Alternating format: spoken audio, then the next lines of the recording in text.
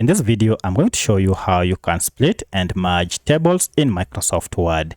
If you found this video helpful, please like and subscribe to this channel. Alright, as you can see, I have here a table, but I wish to go ahead and split this table into two. To do that, go ahead and click on the row that you wish to be the first row in the second paragraph. For my case, I wish this to be the first row in the second table.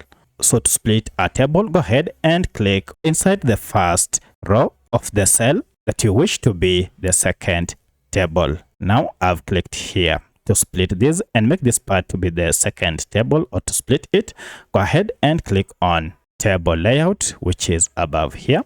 And once you click on it, now you should see this option, split table.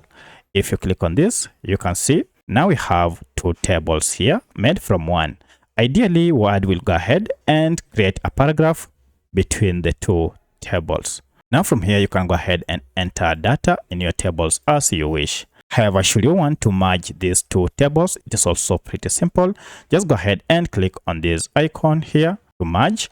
And once you get the layout, go ahead and press delete on your keyboard, and this will merge the two tables. Once they have been merged, go ahead again and click on this hide or show icon here. And by just clicking on it, now you should see we have the two tables merged. So that's how you can split and merge tables in Microsoft Word. If you have any other question, kindly let me know in the comment section. Otherwise, thanks for watching, and let's meet in the next video.